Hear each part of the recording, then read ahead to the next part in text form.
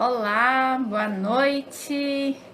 Hoje mais uma live. Hoje eu estou acompanhada nessa live, né? Semana passada não teve, então eu vou me justificar para vocês porque que eu não fiz a live semana passada.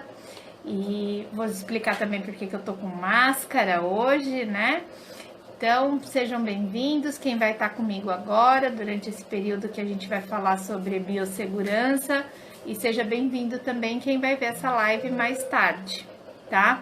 Esse aqui é o meu bebê, o João Luca, ele vai ficar um pouquinho aqui até meu marido vir pegar ele para poder ficar com ele. Se ele se comportar, ele fica até o final.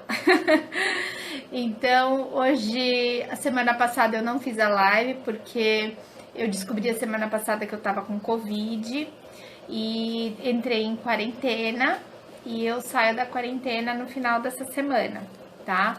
E eu tô de máscara porque aqui na minha casa só eu que acabei pegando Covid. Então, para poder continuar tendo contato com a minha família, né? Eu me isolei, mas com um bebezinho de 3 meses tendo que dar de mamar, então, para poder ficar perto dele, eu acabei tendo que ficar de máscaras, por isso que eu tô gravando a live agora, tá? Fabi, seja bem-vinda. Juliana, também seja bem-vinda, meninas. Hoje a gente vai falar sobre um assunto muito importante. Obrigada, Fabi. Já tô bem, tô bem melhor. Graças a Deus foi bem leve, tá? O Covid. E por isso que eu resolvi falar sobre biossegurança hoje, né? Pra gente poder saber o que é a biossegurança e como a gente se prevenir até de poder acontecer coisas como aconteceu comigo. A gente não tá livre de cuidados. Então, a biossegurança ela vem para mostrar para a gente que a gente tem que tomar, porque mesmo tomando todos os cuidados, a gente ainda corre o risco de se contaminar, né? Então, espera aí que eu vou passar o pacote aqui. Tá aqui o meu pacotinho indo embora, agora a gente vai ficar mais à vontade. Então, hoje a gente vai falar, como eu já falei, sobre biossegurança e o que é a biossegurança, né? Porque a gente ouve falar, todo mundo fala, o nome já diz que a gente vai cuidar de alguma coisa, né? Que a gente tem que ter segurança com alguma coisa. E a bio tá relacionado aos seres vivos. Então, assim, a biossegurança nada mais é do que cuidados que a gente tem que tomar antes de realizar um procedimento, tá? Ou antes de começar um atendimento. Ele é muito gostosinho, tá hoje fazendo 4 meses, olha só que bebezinho gostosinho, né? Depois eu vou falar pro meu marido deixar ele aqui de novo. Foi muito esperado, 8 anos esperando esse bebê. Então ele chegou, tá aqui tendo pai e mãe mimando o tempo inteiro, né? Graças a Deus eu tô podendo estar perto dele agora com tudo que tá acontecendo, eu tá perto ainda assim dele. Então, voltando aqui à definição, né? A biossegurança é o quê? É um conjunto de medidas e procedimentos técnicos que são necessários para a gente poder manipular agentes e materiais biológicos, né? Com o intuito do quê? De prevenir, reduzir, controlar e eliminar os riscos que possam comprometer a saúde humana, a animal, a vegetal e o meio ambiente. Então, quando a gente fala de biossegurança, a gente não está só se referindo aos cuidados com os nossos atendimentos, mas é uma coisa muito ampla, né? Quando falar manipulação de agentes biológicos, a gente mexe com procedimentos que muitas vezes, por exemplo, num designer de sobrancelha, um pelo que você arranca daquela sobrancelha e sai um sanguinho, você está tendo contato com um agente biológico, né? Uma micropigmentação, que você vai lá e faz uma incisão, sai uma linfa sanguinolenta, sai um sanguinho, você está tendo contato com um agente biológico. E esse sangue, ele pode ou não estar contaminado.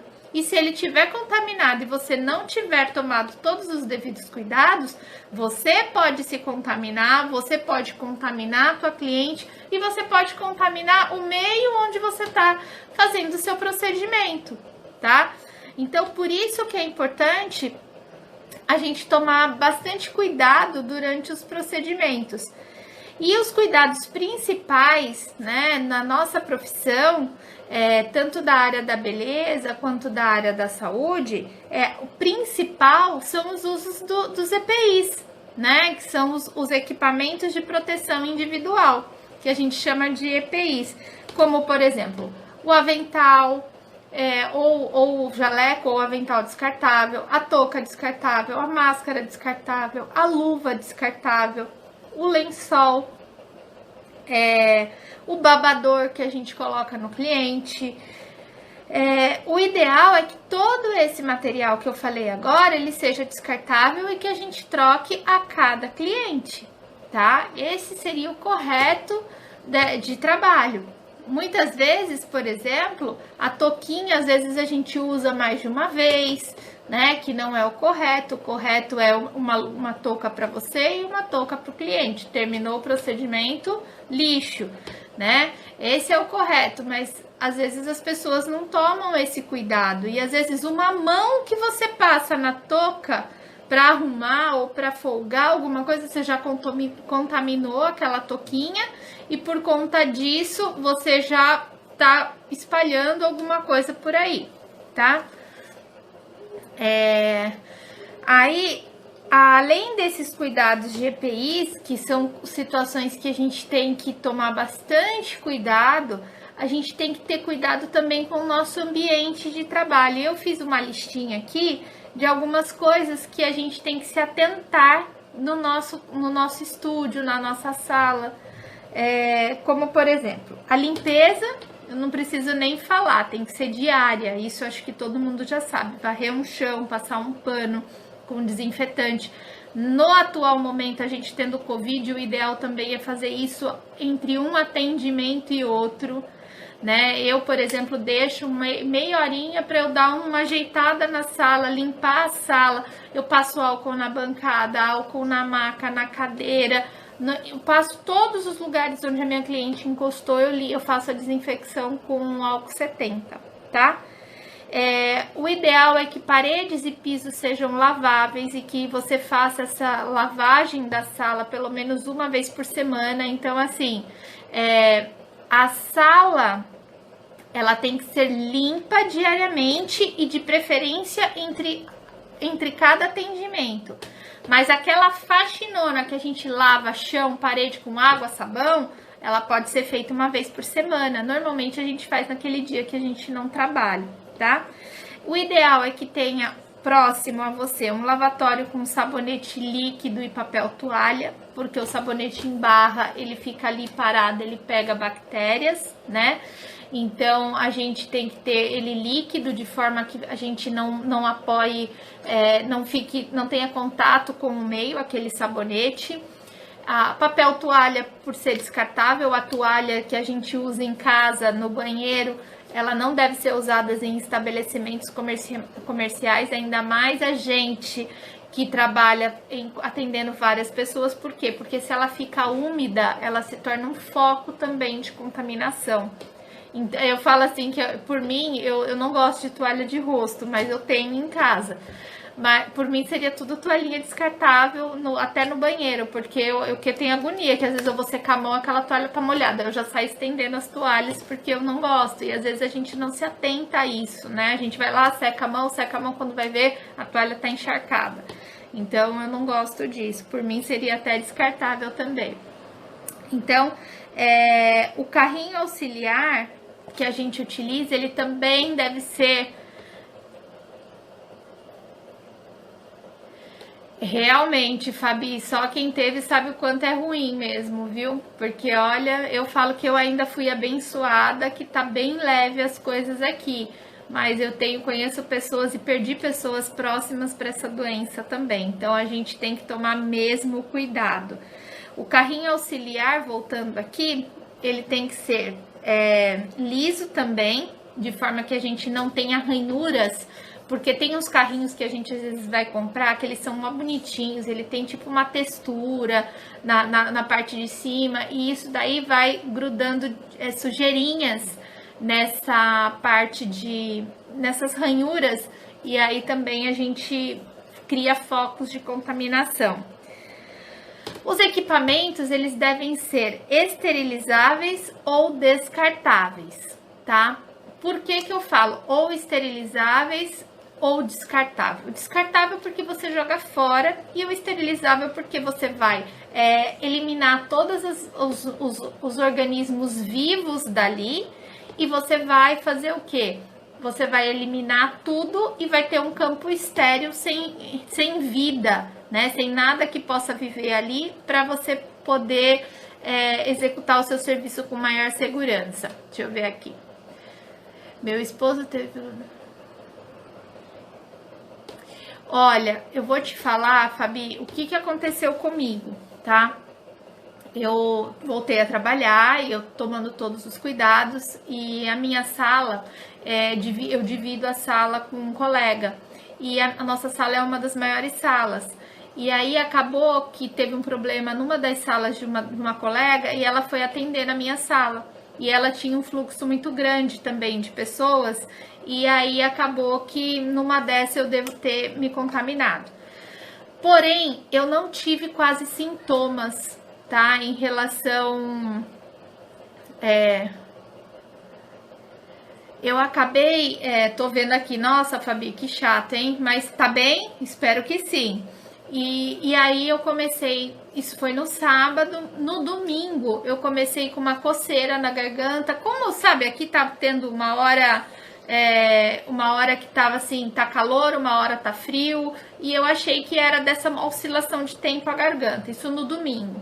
Segunda continuou um pouquinho, na terça eu comecei com o nariz escorrendo, eu falei, vem uma gripe por aí.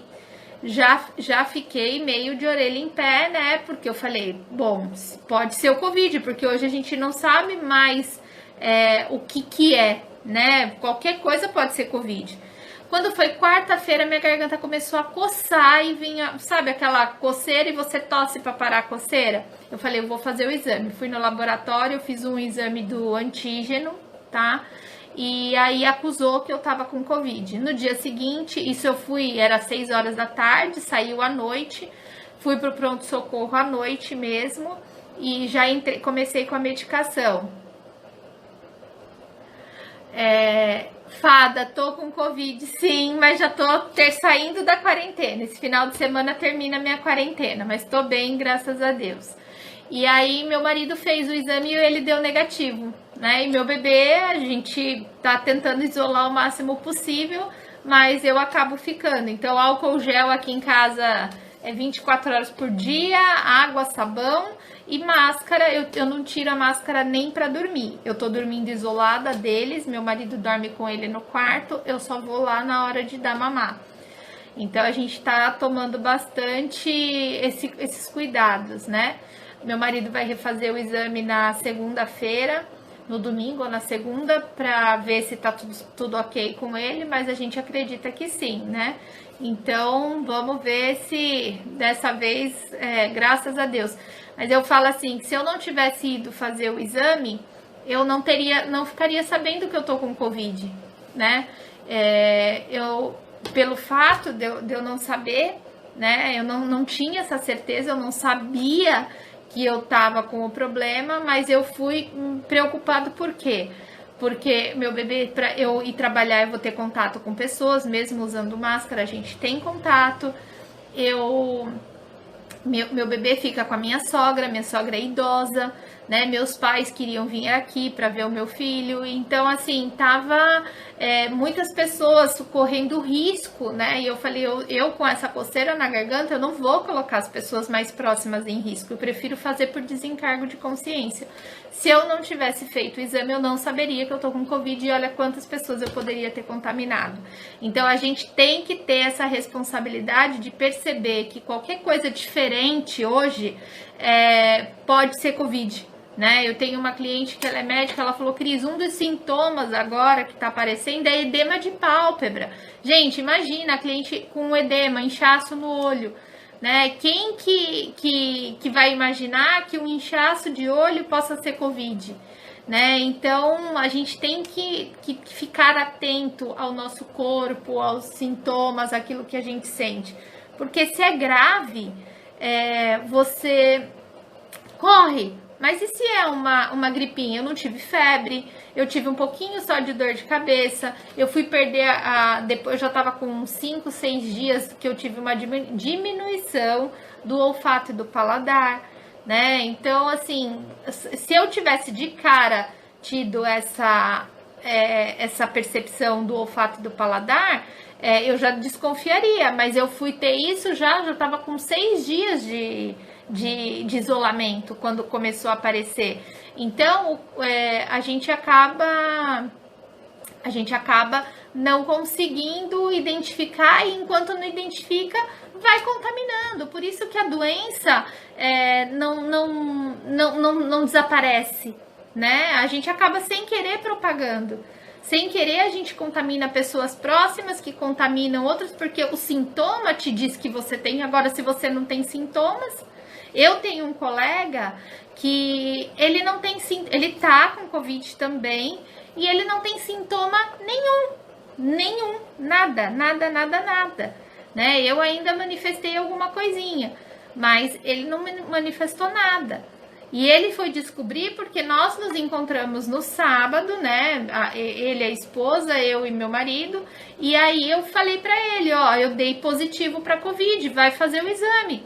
E ele fez o exame e ele tá positivo e a esposa negativa. E eu aqui em casa tô positivo e meu marido negativo. Então eles estão também em isolamento, né? A gente vai só se falando pela internet.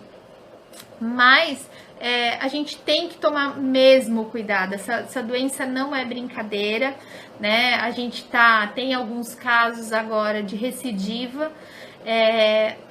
Tem uma vertente, né, na medicina que fala que quem teve o Covid tem imunidade por um período de 3 a 5 meses.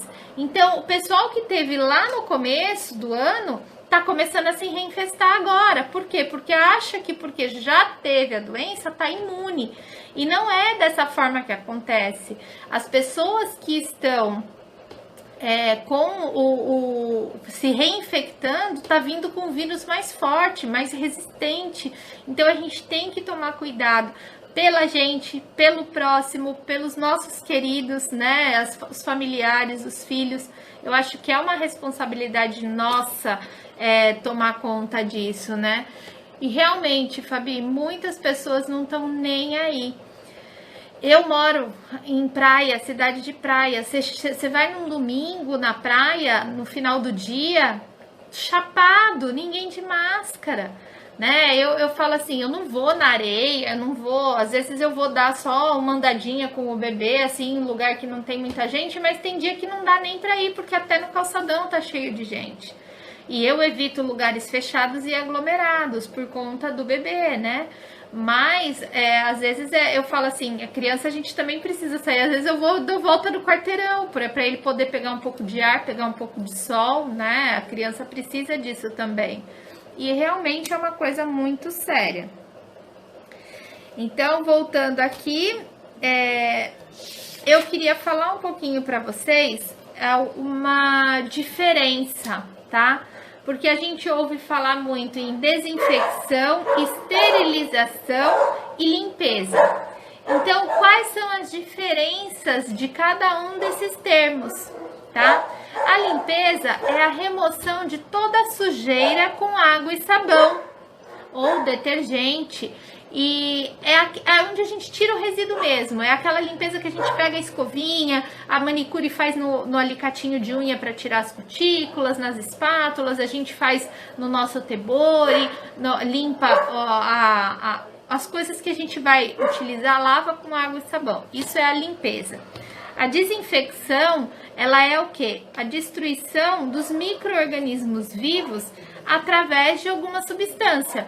Pode ser um germe-rio, pode ser um quaternário, pode ser um cloro ativo, pode ser o álcool 70. Então, a gente, quando utiliza o álcool 70, a gente está fazendo o quê? Uma desinfecção.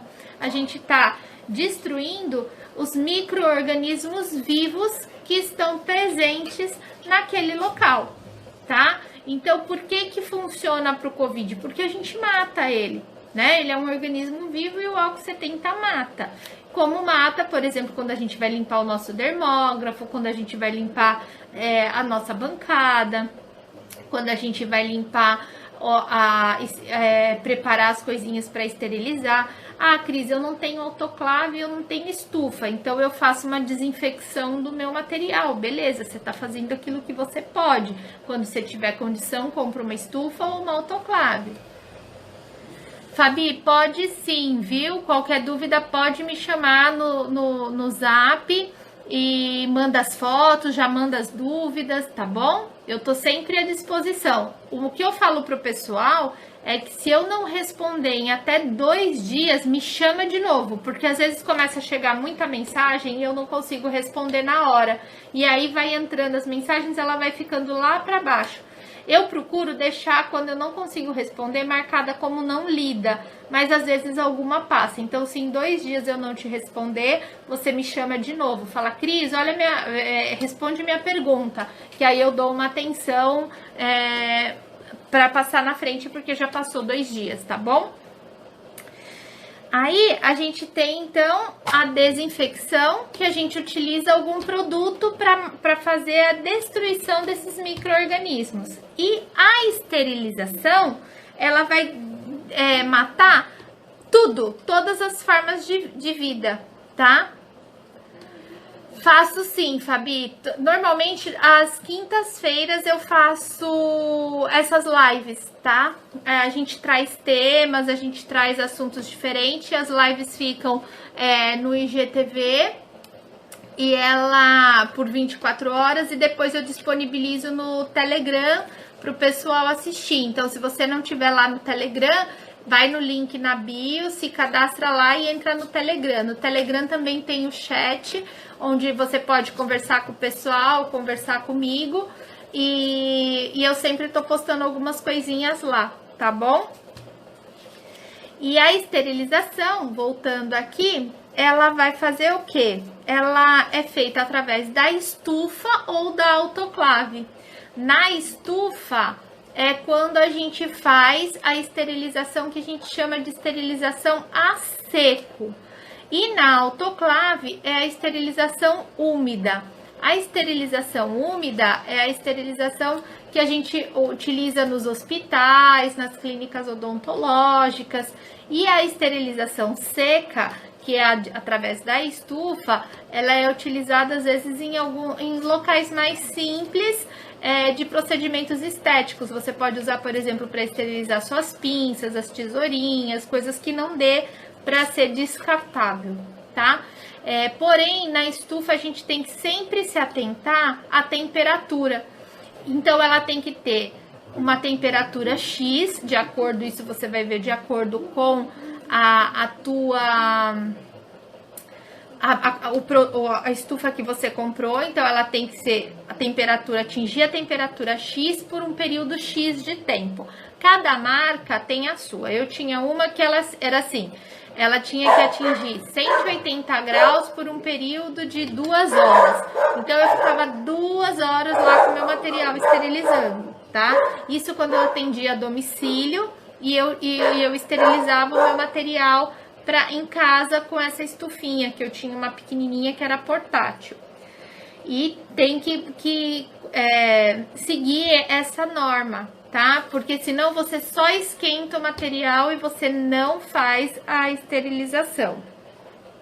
Mas na nossa profissão, a maior parte do material é descartável, então a gente tem essa facilidade, né? Eu sou super a favor do descartável, até touca para reflexo eu uso descartável. Outra coisa que a gente tem que ver também é em relação ao descarte do lixo. Gente, eu tava preparando uma aula pro pessoal do curso de microblend, da minha mentoria em microblend. Peraí. Chorou, assustou com o cachorro. Então, assim, eu tava procurando para eles, e aí o que eu percebi?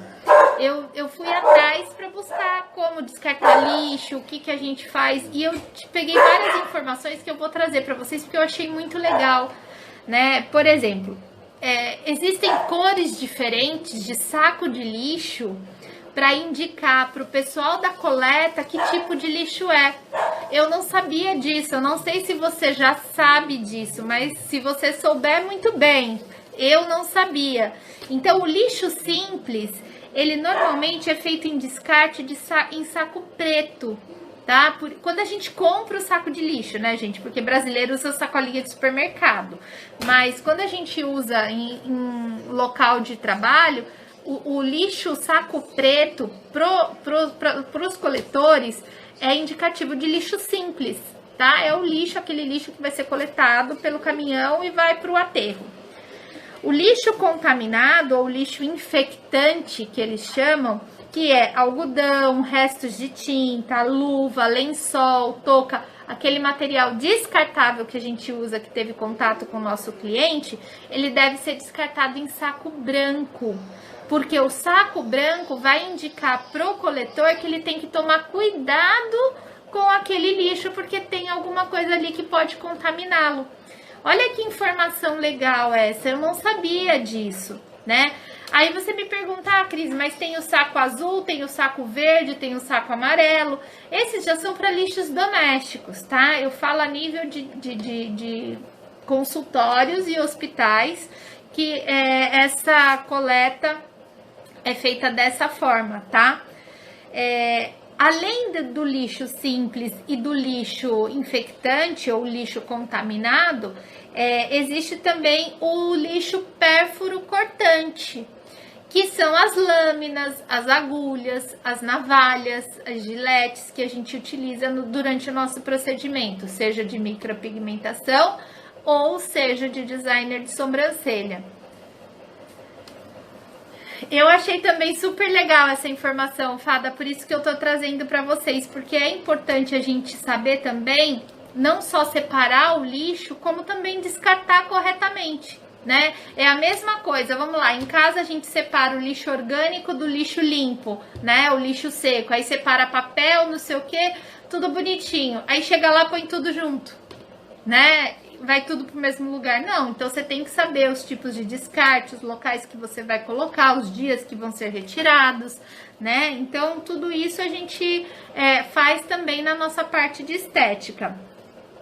E o lixo pérfuro cortante, ele tem que ser armazenado numa caixa amarela, ela chama Descarpac. Essas caixas você compra em casas de produtos hospitalares, tá? Vende, tem vários tamanhos. Você pode ter uma pequenininha no seu estúdio ou na sua sala de atendimento e você vai colocando tudo que for lâminas, agulhas ali. E quando ela encher, o descarte dessa lâmina, dessa caixa, né, que é uma caixa de papelão, o descarte dela pode ser feito de duas formas, né? Você pode levar primeiramente a um posto de saúde, porque no posto de saúde o descarte vai ser feito corretamente, então você leva esse material para o posto de saúde e fala, olha, eu trouxe para coleta, e eles vão chamar a empresa para coletar, quando for coletar o lixo deles, leva o seu junto. E a segunda forma é alguma empresa de coleta desse tipo de material, tá? Que aí você tem que chamar. Normalmente, essas empresas elas vão quando tem um fluxo muito grande de material, tipo escolas, academias, um lugar que tem um fluxo muito grande com esse material pérfuro cortante, tá? Então, aí você chama a empresa, ela vai lá, faz a retirada desse material e dá o fim correto para esse material. Como às vezes o nosso fluxo é muito grande, a gente demora até, um ano para encher uma caixa, dependendo do tamanho, você pode combinar e ir num posto de saúde e levar lá, já ver o dia mais ou menos antes de você chegar lá com o material, e você já chega e vê o dia e já leva para o dia que vai ser feita a coleta, para eles também não ficarem com caixa sendo armazenada desnecessariamente, tá certo? Então, essa informação eu achei muito legal por conta de ser uma coisa que eu não sabia, e preparando a aula para o pessoal de biossegurança, eu achei essa informação e achei útil trazer essa informação para vocês. Além dos cuidados de biossegurança, a gente tem também algumas normas que a gente deve seguir, que são estipuladas pela vigilância sanitária, também com o intuito de nos proteger e proteger o cliente, né? A vigilância sanitária, ela é um órgão regulador que vai fiscalizar se a gente está cumprindo todas essas normas de segurança. O pessoal fala assim, porque o fiscal da vigilância sanitária, porque não sei o que foi lá e me disse e autuou isso e aquilo. Mas, gente, nada mais o que eles estão fazendo ali é zelando pelo nosso bem-estar. Porque se a gente não trabalha de acordo com aquelas regras, a gente está se colocando em risco e colocando em risco o outro, tá? Eu falo que existem algumas normas para alguns estabelecimentos, né, que, por exemplo, que se englobam e não tem cabimento, mas tá ali, tem que cumprir. Por exemplo, eu tive uma clínica de fisioterapia e a gente tinha um galpão no final, que era onde a gente fazia a parte de exercícios, essas coisas, e tinha uma parede de grafiato. Quando a vigilância bateu lá, o fiscal bateu lá, eles quiseram que a gente tirasse toda aquela texturização da parede, porque diz que é área hospitalar e tem que ser liso e lavável. E a nossa parede era texturizada. Só que assim, ali não era um hospital, a gente não tinha contato com pessoas com doença infecto-contagiosa, era reabilitação motora, né? Então eram pessoas que tinham dificuldades de locomoção.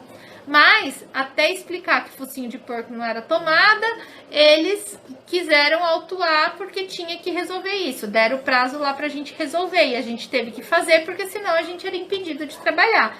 Então, tudo tem os dois lados, né? Tem o lado bom, que eles estão zelando pela nossa segurança e pela segurança do próximo, mas também tem aquelas incoerências de situações. É claro que num hospital ou num lugar onde você vai ter contato com doenças infecto-contagiosas, com isso, tem que ser liso e lavável. Agora, um lugar que você não tem, poderia ser de uma forma diferente, né, a abordagem. Mas, segundo eles, a lei é uma só, então tem que ser para tudo. Então,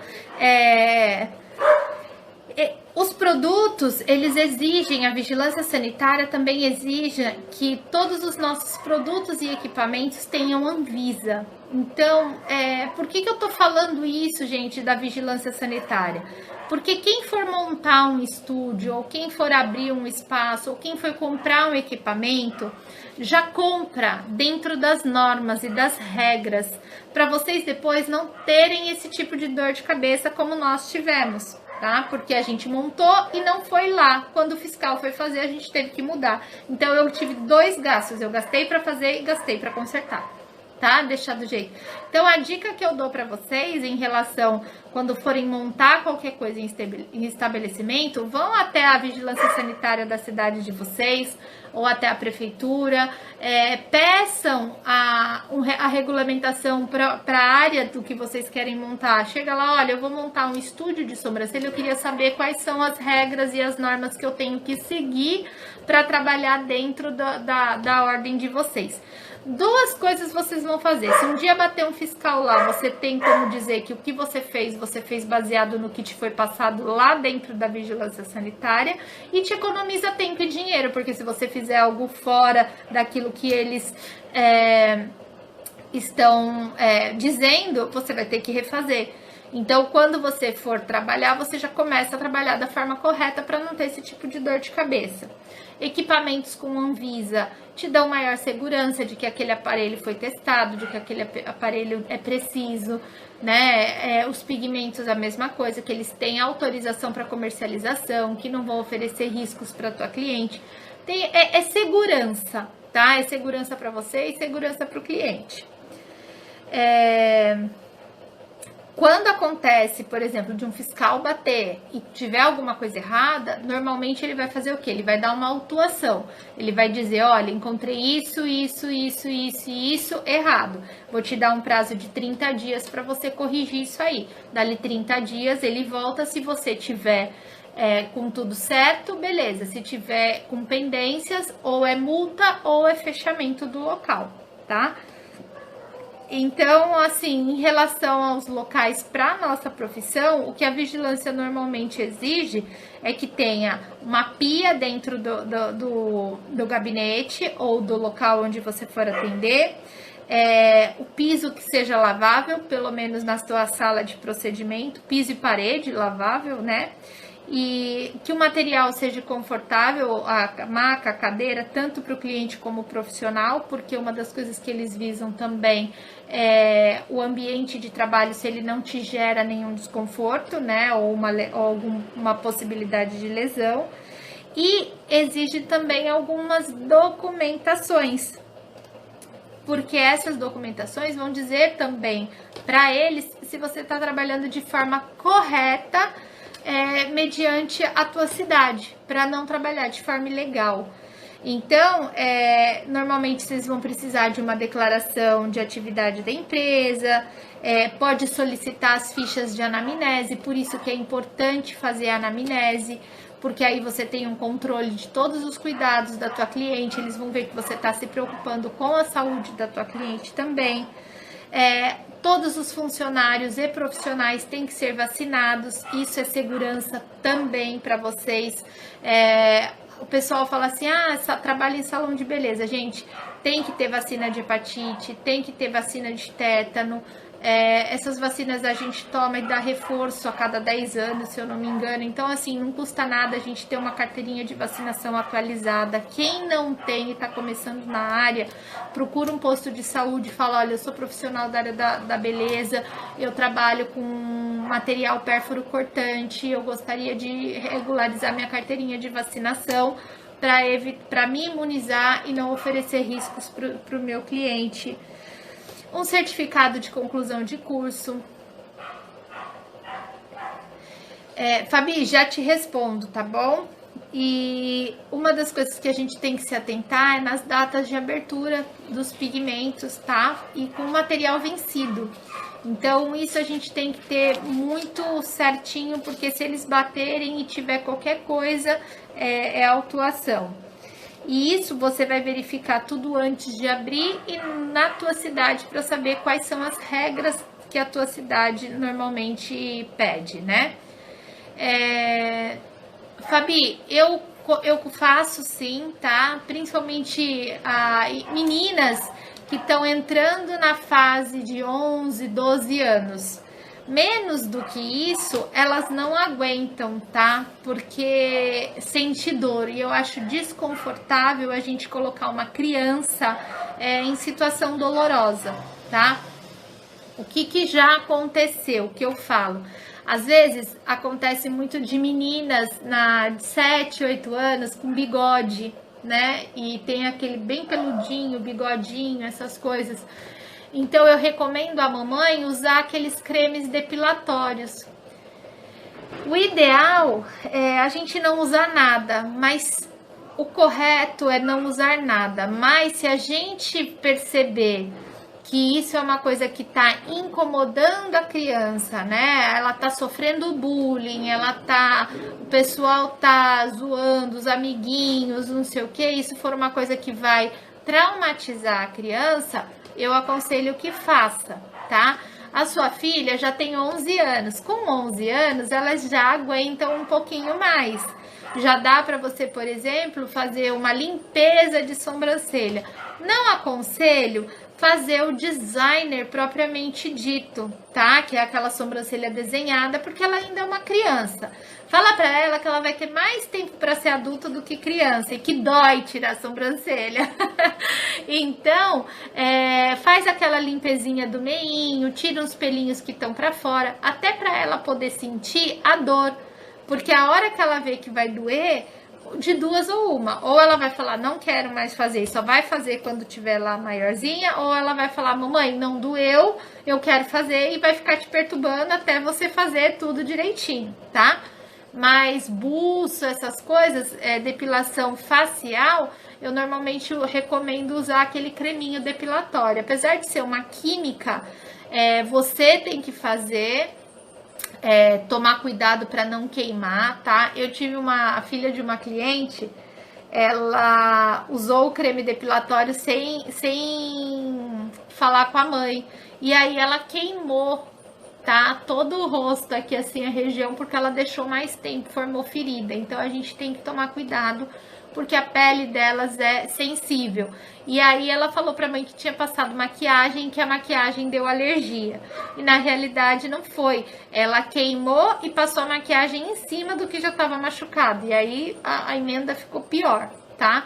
Então, a gente tem que sempre ficar atento e orientar a sua filha, principalmente, ou as crianças, meninas, para não usarem produtos sem você estar junto, sem estar com um adulto junto, e não pegar pinça e fazer, porque senão ela vai se meter a achar uma pinça e ela mesma tirar a sobrancelha dela, como eu fiz quando eu tinha 11 anos de idade, tá? A primeira vez que eu tirei minha sobrancelha, eu tinha 11 anos de idade, eu peguei uma pinça escondida e tirei, porque eu queria tirar a sobrancelha e minha mãe não dava importância, né? Imagina, há 20 e tantos anos atrás, a minha mãe falava, imagina, fazer sobrancelha, nem ela fazia, né? Não era como faz hoje. Mas a gente pede para normalmente as crianças não mexerem, e quando começar a falar muito, os pais levarem algum profissional para começar a fazer essa retirada. A limpeza é a mesma do designer de sobrancelha, com a diferença que você não vai fazer aquele desenho, você vai tirar só o que está excedente. Normalmente, criança, a gente tira esse meinho aqui e alguns pelinhos que ficam fora do contorno, tá? Então, não tem muita diferença. Eu não tenho vídeo de criança, porque a criança mais nova que eu conheço tá com 16 anos e já faz sobrancelha, tá? E as outras não fazem sobrancelha. Eu tenho uma sobrinha de 10 anos, que a gente não deixa ela fazer, ela também não se manifesta, e tem uma prima de 12, que também não se manifesta. Então, quando elas se manifestarem, eu vou pedir autorização para os pais para gravar um vídeo para vocês, para mostrarem. Mas elas não fazem questão, porque a sobrancelha delas é bonita, elas são novinhas, e eu também acho que não é legal ficar incentivando isso. Mas já te adiantando, Fabi, o procedimento em si é o mesmo. A diferença é que a gente não vai fazer aquela sobrancelha marcada e contornada, tá bom? Pessoal, a live de hoje tá chegando ao fim, tá? Eu já falei hoje para vocês da biossegurança, que era o tema, falei do Covid, falei que a gente tem que tomar bastante cuidado. Essa doença não é brincadeira, é uma doença que a gente vai ter que aprender a conviver. Eu falo que 2020 foi um ano de muito ensinamento, né? Ensinou a gente a se cuidar mais, e o uso de máscara, luva e os cuidados não vão só prevenir a gente de pegar o Covid, ele vai prevenir a gente de pegar muitas doenças que normalmente a gente pega por falta de cuidado. E esses cuidados que a gente está tendo hoje, eles são cuidados que têm que ser levados para a nossa vida, para tudo que a gente for fazer. Porque não é porque daqui a pouco já vão descobrir a vacina do Covid que a gente vai estar livre de pegar, né? Se fosse assim, não existe a vacina da gripe e um monte de pessoas pegam gripe. E pegam gripe por quê? Porque não tomam os devidos cuidados de higiene, tá? E o uso de máscara, de luva, o álcool gel, gente, tá até diminuindo a incidência de gripe, né? Então a gente tem que ver que todos esses ensinamentos, eles acabam trazendo alguma coisa de aprendizado para nossa vida, tá bom? Fabi, obrigada. Pode deixar que a gente vai trazer sempre mais lives. Eu procuro sempre toda quinta-feira. Se eu mudo a data, às vezes eu aviso vocês, mas eu trago sempre um teminha aqui de aula mesmo para vocês, porque eu quero aproveitar esses momentos para trazer conhecimento também para vocês, tá bom? Fiquem com Deus, uma ótima semana e a gente se vê quinta-feira que vem. Beijo grande, tchau, tchau!